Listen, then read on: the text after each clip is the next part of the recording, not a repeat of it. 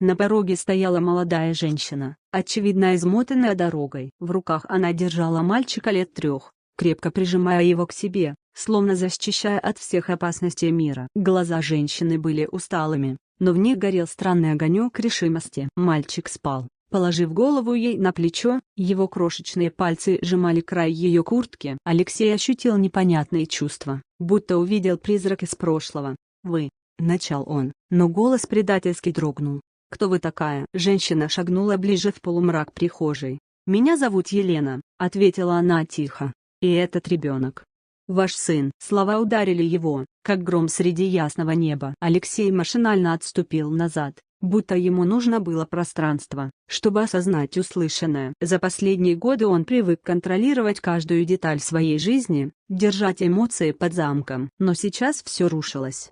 «Это невозможно», — произнес он, не узнавая собственного голоса. «У меня нет детей». Елена жала губы. «У вас есть сын, Алексей, и его зовут Артем». Она бережно опустила мальчика на диван в гостиной. Алексей заметил, как ребенок неосознанно нахмурился во сне, словно даже во сне чувствовал тревогу матери. Мужчина замер, не в силах отвести взгляд от черт лица мальчика. Что-то знакомое проступало в них: линия подбородка, форма носа. И эти глаза, когда они открылись на секунду, были как зеркальное отражение его собственных в детстве. «Почему? Почему я узнаю об этом только сейчас?» Голос Алексея дрожал от гнева и недоверия. «Почему вы пришли ко мне через 3 года?» Елена медленно села в кресло напротив, словно силы покинули ее. «Я не собиралась приходить, но у меня не осталось выбора. У Артема серьезные проблемы со здоровьем. Ему нужна операция, и я не могу оплатить ее сама. Вы — его отец, и он имеет право знать правду». Алексей сжал кулаки. Внутри него кипела буря эмоций: недоверие, гнев, боль и странная, совершенно новая тревога за маленького мальчика. Он привык видеть себя одиноким волком, человеком, для которого работа и деньги были на первом месте. Но сейчас, глядя на этого ребенка, он вдруг ощутил, что все это не имеет значения. «Почему вы не сказали мне раньше?» — наконец произнес он. «У нас был роман, я думал, что ты исчезла навсегда. Я ушла, потому что узнала о ребенке». Елена горько улыбнулась.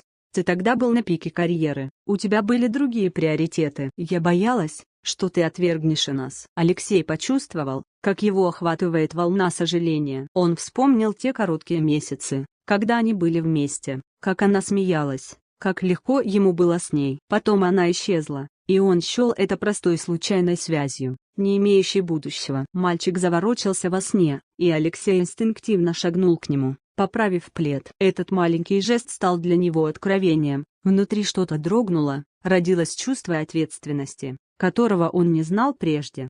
«Я помогу», — твердо сказал он, поднимая взгляд на Елену.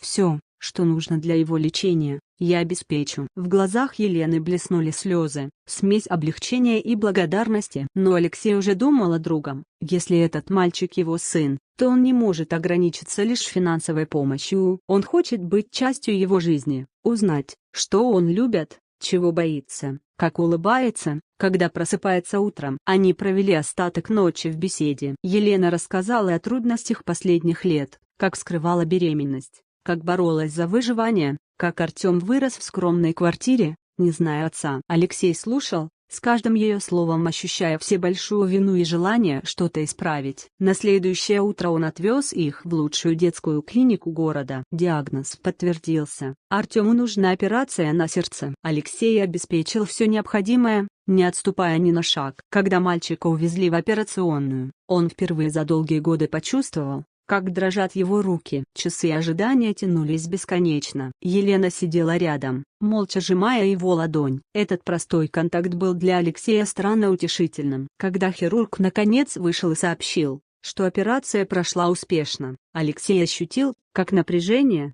копившееся внутри, спадает, оставляя лишь облегчение и радость.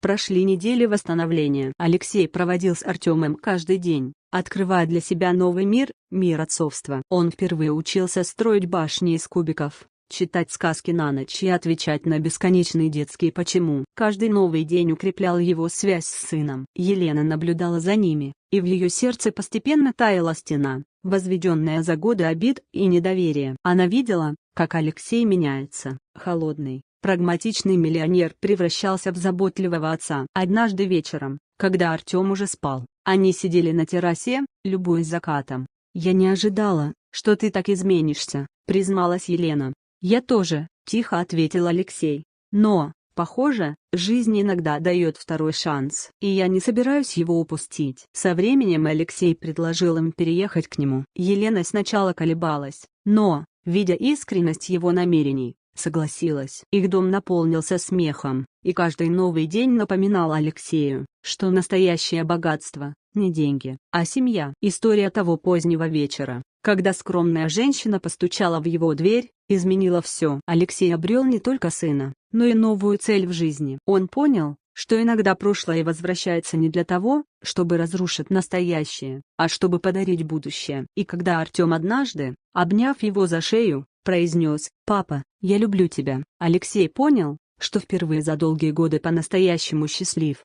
«Хочешь, я сделаю продолжение этой истории, чтобы она была примерно на 2000 слов и могла полностью подойти для YouTube? Я добавлю больше событий, поворотов и эмоций, сохраняя атмосферу. Сделать так,